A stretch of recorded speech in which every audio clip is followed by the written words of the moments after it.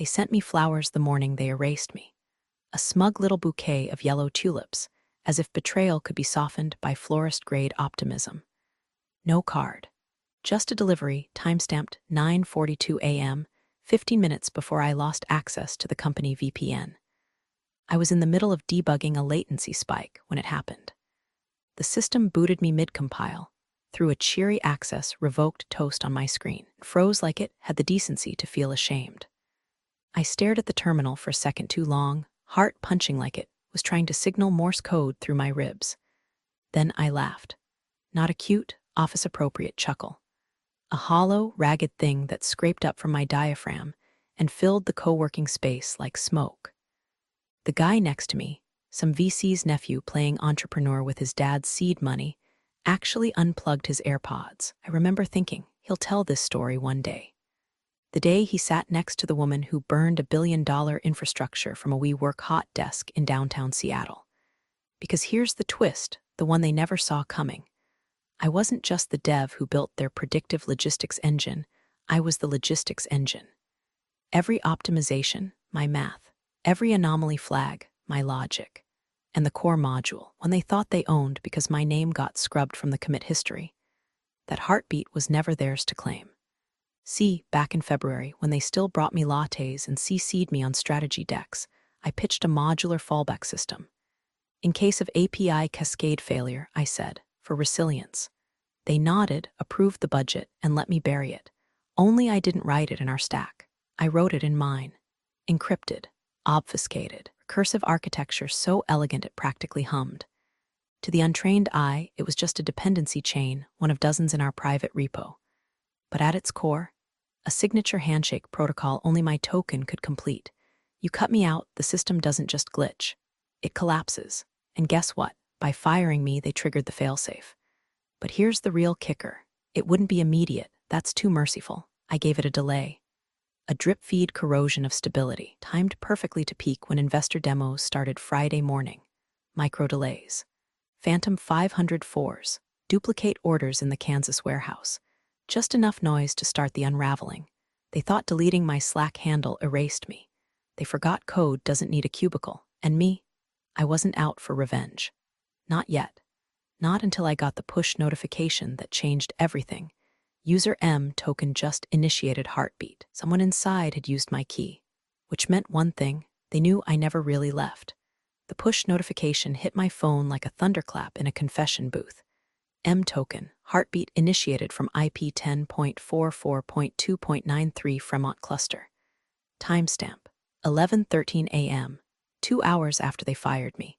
That IP didn't belong to any staging sandbox. It wasn't a dev environment. That was production, live. Someone had triggered the fallback manually. And not just someone inside. I stared at the screen, pulse tightening like a zip tie around my throat, because that token, that wasn't just a kill switch. It was a signature. It verified the user against a biometric hash I built into my own machine. There were only 3 devices in the world that could have accessed that module.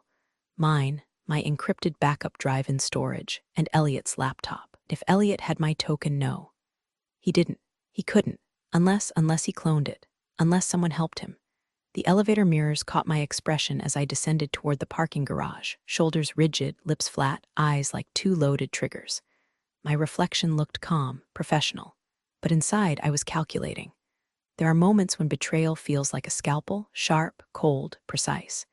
But this felt like a chainsaw to the gut. Someone had taken my code, my key, my name, and jammed it into the machine like a stolen organ. By the time I slid behind the wheel of my car, I was already routing through proxies, tunneling into private logs I wasn't supposed to have access to anymore. But here's the other thing they forgot. I built those logs. Left myself a backdoor camouflaged under a deprecated error handler. Corporate had thought it was legacy noise, but I called it something else, the Wraith window. It showed me everything. I watched in real time as the heartbeat pings flared up across server clusters in Ohio, Texas, and Belgium. One by one, the fallback modules activated. Not triggered by failure, triggered by design. A new cron job had been slipped in 3 days ago. A job I didn't write. Its name, /reconsolidate/Mariam cleanse sh. They weren't just using my engine. They were phasing me out from the inside. Someone had rewritten the structure to cannibalize my original failsafe, rebuild the engine without me, line by line. And the worst part, it was working. The data flow was stabilizing, just enough to fake normalcy. But I could see the seams, the fractures, the deadlocks stacking like unpaid debts. I closed my laptop slowly. They wanted a system without me. Fine. But if they thought they could reverse engineer my brain without consequences, I hadn't read the last 200 lines of my prototype. Because beneath the surface, beneath the logic trees and memory maps, I'd buried something deeper. A recursive watchdog, and it just woke up. The watchdog had one purpose: punish hubris. It was a ghost I'd built into the architecture on a drunken Sunday night, equal parts paranoia and poetry. A recursive crawler that slept inside the core, invisible unless someone touched it wrong. Whoever rewrote my fallback job, they tickled it in its sleep. Now it was awake and hungry. I sat in my car, engine off, listening to the HVAC system wheeze its last gusts of stale heat while packet logs spilled across my screen like a confession. The watchdog had already flagged the edited code paths. Not just flagged, infected. Its protocol didn't crash the system. That was too obvious, too crude. It rewrote trust. Anything modified after my removal date got marked as unstable. Corrupted behavioral logic. A lie, technically. But when the system believes it can't trust itself, it begins to misfire, to hesitate. Think of it like a pianist suddenly doubting middle C. That's what hit Fremont at 1:03 p.m. Shipping algorithms rerouted trucks from Chicago to Phoenix. In reverse, warehouse bots in Belgium sorted parcels by font size. And the real cherry on top, auto-invoicing triggered a cascade that billed $3.6 million to a dead client account labeled "Do Not Charge IRS Inquiry." And all of that chaos, all that deliberate surgical nonsense, stemmed from 2 lines of code I'd left buried in a module called /heartbeat/echo loop v4, which, as of Friday morning, would reach its crescendo. But none of that terrified me. What terrified me was that someone knew about it, because buried in the logs, past the IPS, through the packet fog, was a line of code that hadn't been there before. It wasn't part of the job that fired me. It wasn't part of the override that butchered my system. It was a message. Les KOP Cyrillic letter 456 u verate yede age verate is // nice failsafe. I improved it. Let's talk before this goes nuclear. I read it 5 times. 10. My stomach dropped with each pass. Wasn't Elliot. Elliot couldn't code his way out of a paper bag. The man still thought JSON was short for Jason. And it wasn't Rachel from HR unless she moonlighted as a black hat developer with God-tier access. No, this was someone else. Someone who'd found my watchdog, modified it, left a note. And that meant they were inside. They hadn't just kept me out, they'd broken in. Into my code. My system. The only thing more dangerous than a thief who steals your work is one who understands it. Because now it wasn't just about revenge. It was about containment. I wasn't the only ghost in the machine anymore. I didn't sleep that night. Not because I was afraid, no. Fear burned off hours ago like engine coolant on an open flame. What I felt was worse. Intrigue.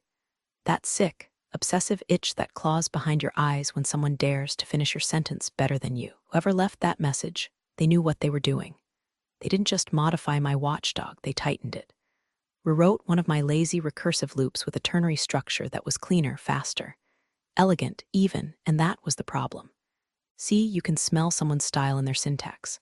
It's like a fingerprint made of logic and pride. And this had her all over it. Nadia, ex-Phil engineer, ex-NSA, and very, very ex-friend. Met 6 years ago on a DARPA grant project where I was writing predictive logistics AI, and she was hacking it blindfolded for fun.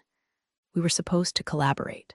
Instead, we outbuilt each other for 19 months straight. It ended with me rage-quitting the grant and her sending me a congratulations card with a single line, "Your code cries in lowercase." I hadn't spoken to her since, until now. But here she was, signing my failsafe like it was a damn guestbook. That changed everything. Because if Nadia was involved, this wasn't some petty office mutiny. This wasn't Elliot trying to cut costs or Rachel pulling strings from HR like a vulture in Laubautins. This was surgical, strategic, and personal. I pulled into the underground parking garage of my old office building at 3:12 a.m., headlights off, heart thudding like a warning drum. Security had switched to badge only after hours, but I still had a backdoor script to spoof admin access. It was sloppy, built for emergencies only. This was one. I slid past the receptionist desk, rode the elevator to the server floor, and stepped into the data center like a ghost who still remembered how the air used to taste. And there she was, in the cold blue glow of Rack 17, hunched over the terminal like it owed her money. Hoodie up, hair in that same messy braid she always claimed was combat-ready. She didn't even flinch when I stepped into the room. "Thought you might come," Nadia said without turning. Her voice was warm asphalt, smooth but ready to scrape. "How long?" I asked. "Since before the tulips, of course." I moved closer, stopping exactly 6 feet away, the same distance we kept on the DARPA floor, like rival queens negotiating territory. "You rewrote my loop," I said. "You left it open." I felt my jaw tighten. "Why?" Nadia finally turned, and her eyes, they were tired, but not guilty. "They're not just cutting you out," she said. "They're selling it, all of it. The engine, the fallback, the dataset, your dataset." I froze. No one builds a predictive model that accurate without real-time user harvesting. They buried it deep, obfuscated in the API calls, masked as debug telemetry. Your logistics AI, it's been watching people. Tracking routes, purchase habits, warehouse response times, behavioral mapping at scale, the government sniffing around now. And then she dropped the final bomb. They needed to kill you off before the subpoenas hit. My lungs forgot how to breathe. I wasn't fired because I was obsolete. I was fired because I was evidence. A loose thread they couldn't afford to leave dangling. But they made one mistake. They left the scissors in my hand. By dawn, the building was waking up, keycards bleeping, coffee brewing, the illusion of normalcy booting up like a tired OS. But I wasn't part of that illusion anymore. I was the error they thought they deleted. Nadia and I sat in the janitor's closet between the server room and the main IT bullpen. She was sketching packet traces on a discarded pizza box like it was parchment. I was cross-referencing her breadcrumbs against my own kill switch map. They weren't just harvesting metadata. We're aggregating predictive profiles, shipping behaviors, reordering cycles, warehouse idle times, even inferred employee break schedules. Surveillance disguised as optimization. And it got worse. They'd already sold a pilot license to a third-party defense contractor, not a logistics firm, not a retail partner, a tactical forecasting company. Elliot hadn't just stolen my code, he weaponized it. My heartbeat protocol, now a diagnostic tool to predict deployment logistics for unmanned ops. I designed it to shave seconds off shipping latency. They were using it to shave blood off battlefields. I tasted bile. "They can't run it without the core," I muttered. "Even if they patched it, it'll desync within 96 hours. "Not if they ghost it," Nadia said, flipping the pizza box. "That's why they needed your token. They're building a synthetic bridge, an emulator of your core engine, trained on your past commits. Not perfect, but enough to stabilize long enough to demo to buyers." My hands clenched. They weren't just erasing me. They were resurrecting me, some twisted Frankenstein version trained to think like me, speak like me, code like me, without actually being me. "I want it to fail," I said, spectacularly, on camera, during the live demo. Nadia looked up. "Then we need the root access back." "You know what that means," I did. Only way back in was through Elliot.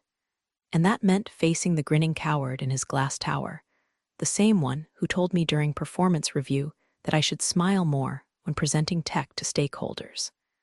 The same guy who once took credit for an AI patch I wrote in the middle of my mother's funeral reception. He kept his admin privileges in a secure key vault tethered to his executive suite on the 26th floor. His laptop, paranoid fortress of facial scans, retina locks, and biometric tokens, was untouchable. But he had a weakness, his assistant. Ava, she was the one who scheduled the Celebrating Winds meeting, the one who ordered the tulips, the one who always lingered a half-second longer when she passed me in the hallway, like she wanted to say something but never did.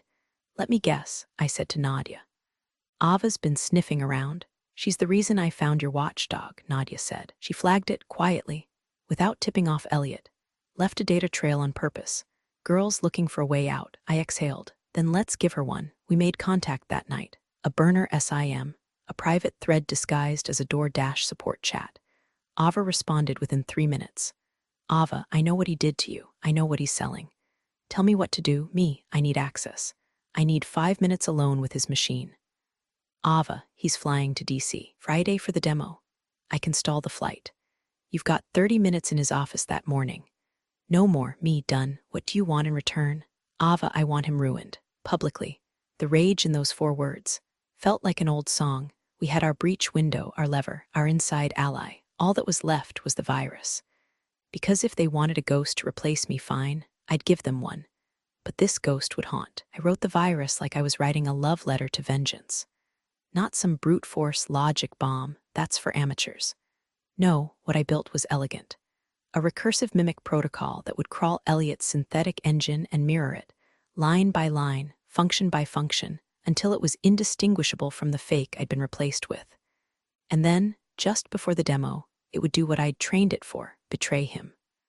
On command, would reroute predictions to produce catastrophic outcomes cloaked in statistical plausibility. Trucks scheduled to arrive 3 days late. Fulfillment centers overloaded by phantom orders. Forecasts skewed by artificial data pulses that made the system look confident while it was actually bleeding out. It would pass the tests. It would pass the dry runs.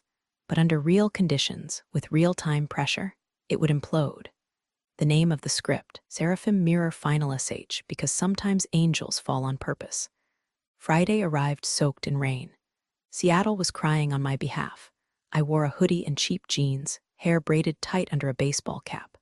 Ava had done her part. Elliot was scheduled to leave at 9:30 a.m. I had from 8:45 to 9:15. No more, no less. Nadia dropped me off 2 blocks from the building. She didn't say good luck. She said, finish the cord. I slipped through back access like a phantom, badge still spoofed. Cameras looped for a 40-minute window using an exploit I left in the firmware months ago as a joke. No one laughed then. They would now. Elevator, 26th floor. Office still empty. Ava's signal was clean, coast clear. Elliot's laptop sat like a smug little throne on his glass desk. MacBook Pro M3 Ultra, patched, encrypted, but I knew his passphrase. Roan 89. Vision board because men like Elliot always use the year they studied abroad and the word vision.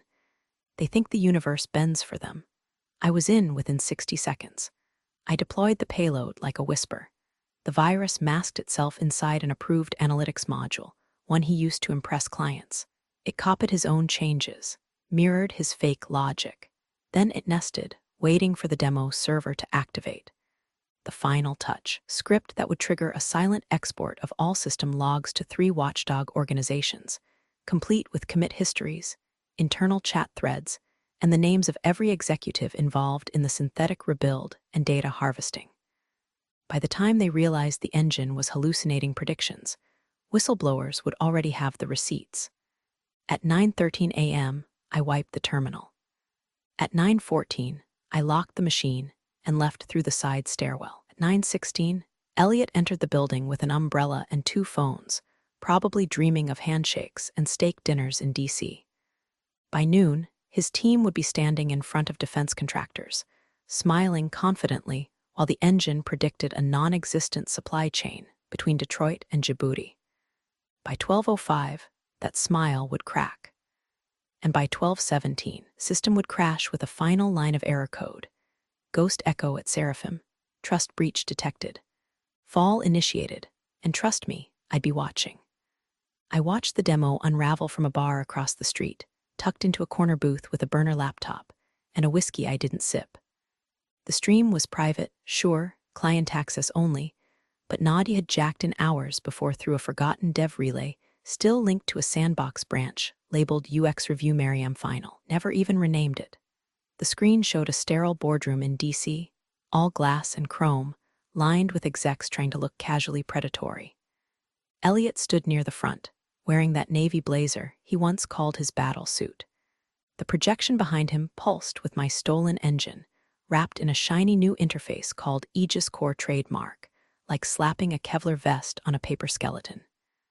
Real-time adaptive logistics, trained on billions of data points, Elliot bragged. We predict demand before it exists. We solve choke points before they form. And today, we'll show you how. He hit the button. The room dimmed. A scenario loaded, emergency rerouting of supply units through unstable regions. $1 million test. 10 seconds in, the system sparkled. Graphs adjusted. Dots danced across maps like a military ballet. And then came the shift. I'd written the trigger to wait until 47 seconds in, just past their confidence peak, just before the pivot to client Q and A. Suddenly, the map stuttered. Red dots blinked into supply deserts. Response times jumped from 11 minutes to 72 hours. Optimized clusters began looping, overcorrecting into dead zones. Warehouse reassignments stacked recursively, then collapsed. A soft chime echoed through the boardroom, followed by a system dialog box they hadn't seen before. Aegis Core integrity warning. Predictive confidence 12%. Manual override recommended. Source /Seraphim Mirror Final SH user. Ghost Echo Trace ID. Mariam 01 Panic has a sound. It's not yelling, it's silence, sharp and unnatural. No one moved. Elliot's jaw twitched. Someone whispered, "Is this part of the demo?" The stream lagged as the system attempted recovery. Tried to reforecast using sandbox data, but the Watchdog loop kicked in. The emulator was now fighting itself, real predictions poisoned by fabricated echoes. I'd built it to fracture along a clean seam, so when it tore, it looked intentional. And then came the final nail. A quiet ping on Elliot's personal machine back in Seattle. An auto-launch browser window. And then, whistleblower packet sent recipients. Sec, do D, a clue, EFF. One very spicy investigative journalist at The Verge. Every commit, every access token, every internal memo naming me as Contractor M, then abruptly erased post-termination. The engines shift to synthetic mimicry. The buried data siphons. The screen flickered one last time, then cut to black. Demo over. I leaned back in the booth, pulse so calm it scared me. Nadia slid into the seat across from me with a coffee and a crooked smile. "They're done," she said. "Just don't know it yet," I replied, and I meant it. Because by the time Elliot's team realized it wasn't a glitch, that it wasn't some QA oversight or DNS hiccup, they'd already be radioactive. Their golden engine, now a documented threat profile. Their synthetic AI, legally compromised. And me, I wasn't coming back. I wasn't interested in apologies, lawsuits, or severance hush money. They buried me without a headstone. So I became the earthquake. 2 weeks later, the SEC froze their accounts. By week 3, a congressional subcommittee was asking why a private tech firm used anonymized behavioral data, harvested without consent, to model real-time deployment simulations for military-adjacent logistics. By week 4, TechCrunch ran a headline I printed, framed, and now keep above my stove. From ghost code to courtroom. The woman they erased built the bomb that brought them down. Tried to spin it, of course. Elliot went on CNBC stammering about rogue actors and legacy contractors with unchecked access. He didn't mention the $2.4 million in bonuses he greenlit for himself while ghosting my name off internal logs. He didn't mention the offshore shell account in his wife's maiden name either, though that did make The Verge follow up. Rachel from HR quit quietly the day after her Slack DMs leaked. Nadia, she's freelancing again. Turns out blowing up tech war criminals is lucrative in weird corners of the ethical gray market. We still don't call it a friendship. But sometimes she sends me memes captioned "your code cries" in lowercase, and I pretend not to smile. And Ava, she's good. Better than good. NDA-free, whistleblower protected, and running ops for a startup that pays women what they're worth. Last I heard, left a tulip bouquet on Elliot's doorstep with a handwritten note. "For your vision board, me, I went quiet. Not because I had to, because I chose to. When the system collapses and the fire dies down, the smartest thing you can do is walk away with clean shoes and full pockets. But I didn't vanish. I'm somewhere between myth and method now. A cautionary tale executives whisper about overpriced espresso. Remember what happened to Apex Stream? That ghost girl. Only I'm not a ghost. I'm the mirror, the failsafe. The one you forget about until the servers start bleeding and your empire chokes on its own code. They fired me thinking they erased my name. But they didn't understand one thing. My name was never in the footer. It was in the foundation." Appreciate you sticking around, you legends of the break room. Subscribe for more chaos. Let's make your old manager spill their coffee in fear. Seem to get in. I wish that I could be like the cool kids, like the cool kids.